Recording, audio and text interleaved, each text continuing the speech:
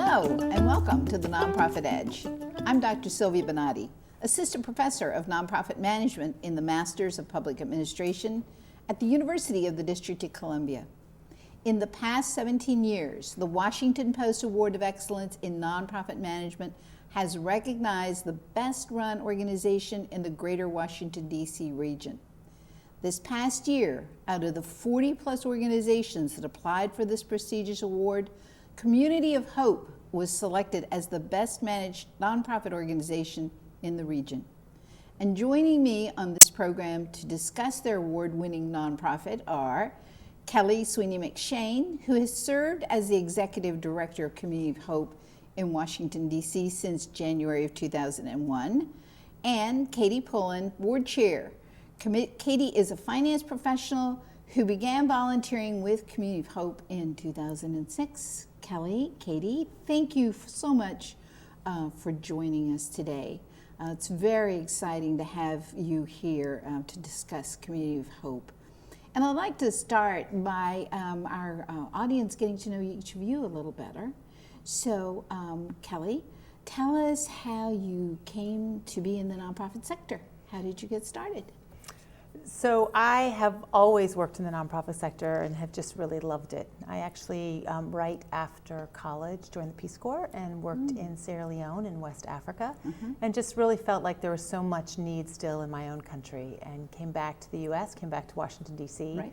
I ran a nonprofit here for about 7 years, and then went back to get a master's in business from Georgetown University.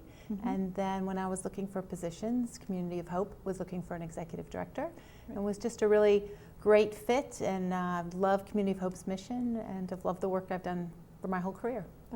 That's great. That MBA, maybe that's what explains the whole thing. It's been very helpful, very helpful. So, Caty, tell us a little bit how you came to work with Community of Hope and your background in nonprofits. Sure. I had never worked with a nonprofit before, coming to volunteer at Community of Hope, beyond here and there volunteering for a day or things like that. And I had worked in the software industry, and prior to that in international development. I had a strong sense of wanting to give back something of myself, and had a lot of corporate experience and wanted to share it. And as I started working with Kelly, found a great fit at the finance committee at Community of Hope, and worked with them to improve some processes and procedures, and became a board member a year or so thereafter. Wow. So how long have you served on the board?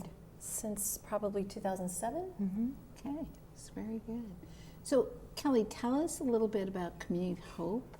When was it started? Why? What was its mission from the beginning, and has it changed, or a little bit of background on that? So Community of Hope was founded in 1980, so we're almost 33 years old, based in Washington, D.C., and really focused on serving the D.C. community.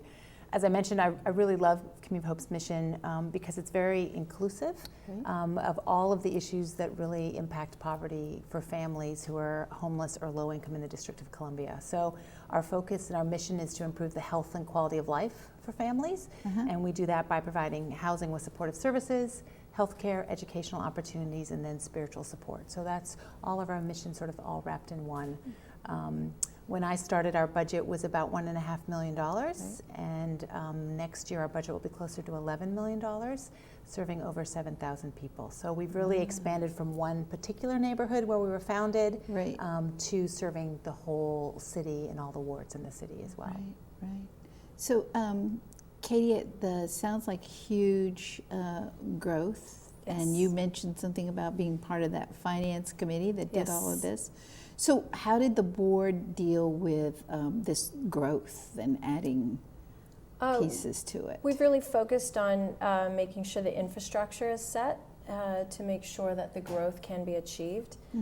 We've got a very strong strategic planning process, and we've been able to say we'd like to expand our healthcare services, and soon thereafter we truly began to do that. And we've got a lot of pieces in place that we might go into later about how to make sure that those goals are achieved.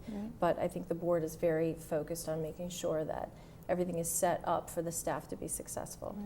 So you mentioned infrastructure in there that you want to make sure. What So what are some of the infrastructure pieces? Because I understand Community of Hope has many faces. So either one of you, what is some of those infrastructure pieces that make up the Community of Hope? On the Finance Committee, we've looked a lot at accounting policies and procedures, making sure everything is set up to manage the growth that we've experienced and that we've truly planned for. Also looking at quality of care in the health system, looking at making sure just policies and procedures are in place, and making sure that the fundraising is not following behind, but out in the forefront of what we're trying to do. An important piece. And I think just to add on for a little bit more depth of what we do, I mean, our sort of programmatically, we have two different areas that are pretty different. So one is providing health care. So we provide medical care, dental care, behavioral health services in 2 different locations. We're building a 3rd right now. And that's a whole industry funding, language, politics of its own. That's about half of our budget and half of our staff. And then the other half is really focused on serving families who are homeless. So providing everything from short-term shelter to transitional housing to longer-term housing. Right now we're serving about 300 families. That's staff who are on 24 hours a day, 7 days a week, who are formerly homeless, case managing staff, social workers. So again, from an infrastructure, we have everything from the midnight to 8 shift on Saturday night to MDs who are delivering, we're providing prenatal care, to nurse midwives who are delivering babies. So thinking about it as an organization, how do we become, greater than the sum of the parts? And really leverage knowledge and structures across that broad range of services. Wow, sounds like a lot. So understand that you also did a merger with the Family Health and Birth Center, and I would imagine that you mentioned the strategic plan.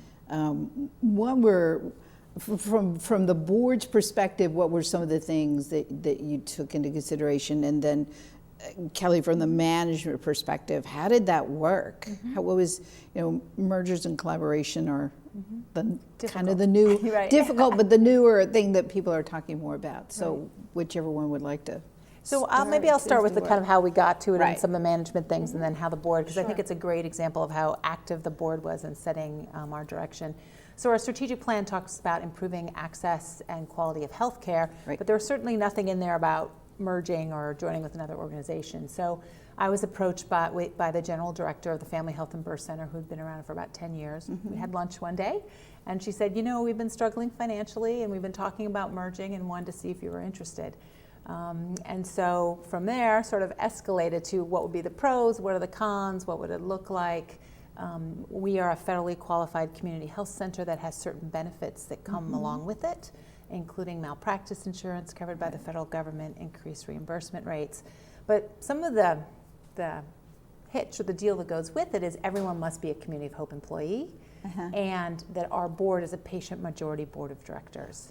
So from day one, the conversation was really the Family Health and Birth Center as a separate nonprofit would have to go away. The board would have to join some portion with us. Staff would have to be hired by Community of Hope, and that's a big decision for them and for us as well. So a lot of the beginning process, it took about 9 months from the first lunch to when we actually hired all our staff, which on one hand seems fairly quick, but on the other hand, if you go too long, I think you lose momentum. So in that process, sort of laying out what would make this situation successful, what would work for us, what would work for them, and really from the board perspective, being very active in those discussions and with their board members as well. So I want to hear from the board piece, but I also want to ask you about was the blending of two organizations and the informal and the culture. But I'm trying to keep these thoughts all going together. So Katie, what was the board's participation? How did the board participate in this whole merger? Well, we started out with initial discussions. Would we even consider this? This wasn't part of our 5-year plan, but it was a great opportunity to enhance our services, expand geographically, and also in the breadth of the services that we provide. So I think the board really liked that idea, but we had a lot of trepidation about whether this would even be achievable given our pretty aggressive growth plans already. So we started out with a tour of the Family Health and Birth Center for the board, and we met the board of directors of the Family Health and Birth Center. Right. We talked a lot about what the concerns were on both sides. We had community meetings where the stakeholders in the community could come and talk. Patients could voice their concerns about what would happen going forward, how is this going to change. Staff was included in those kinds of meetings, and we were really able to come to a good place in knowing what our risks are. We had a pretty good idea of what our opportunities would be, and we just wanted to make sure that everything was going to mesh well. And I think it did in time, and it was, I think, a great deal of effort and planning and expertise to make that happen. Wow, and that kind of segues back to the thing with mergers or collaborations like this, that cultures. How was that? What was it like? So we're about a year in, Right. and I would say it's great. We're really glad that we've done it. We've pretty much all the staff have stayed, so I think that's a really good thing. So a year later, sort of Right. looking back on Right. it all, it was especially, I think, challenging for the Family Health and Birth staff, and again, I give them a huge credit. So not only did they join Community of Hope as a new organization, Right. but we also then implemented electronic health records. So they started with us August 15th, and September 15th, we switched over to the electronic health record system because we felt that it was important to do it pretty quickly, Right. so that we could integrate all of their data into what we were doing and a lot of our practices. And I think that, again, was a little bit of a shock for everybody, but it meant they were already starting to use, they were trained pretty quickly to use our policies and procedures, Right. especially in healthcare, through the electronic health record. Okay. But we also, one of my favorite things that we did is we do staff retreats twice a year. And so the orientation for 25 new staff, Right. we set up as almost a retreat. So it was a one day, here's Community of Hope, mission, vision, values, and our strategic plan. We gave out t-shirts that said Community of Hope Family Health and Birth Center on them all. We did get to know you games. And then we also did go through the employee handbook, fill out the tax forms, here's your benefits. And I think it was a really good moment to sort of welcome them to the family. Right. And here's a sense of what the culture in the family is like. Right. Missions are very similar, sort of commitment to serving our client base very Right. similar, and Right. that helped in the process a lot. Wow. I would say there's never enough communication. I mean, there's Okay. always, the more you I can do, was the gonna- better, yeah. and there's never enough time. I was going to say, for anyone who's watching us today on this, what would be the one big takeaway that you would say to somebody who was considering this or going through this process of mergers? So I think it's a great opportunity, but to take it very seriously. Right. It is a lot of work. And I certainly found, as executive director, I was involved with the board and the negotiations and up front and what's this look like from the legal perspective. But then I really handed it off to my staff for the day-to-day work. And I would say it was more than we expected. Yes. And not something to be undertaken lightly. But I think this, again, was a very good one. We had more infrastructure than Family Health and Birth Center had, so we could pick up a lot of the infrastructure, administrative, finance much easier. And they have a lot of expertise with nurse midwives and serving that community. Yeah. But I think the more communication, the better. And then we also had a consultant that worked very closely with us to sort of shepherd the process.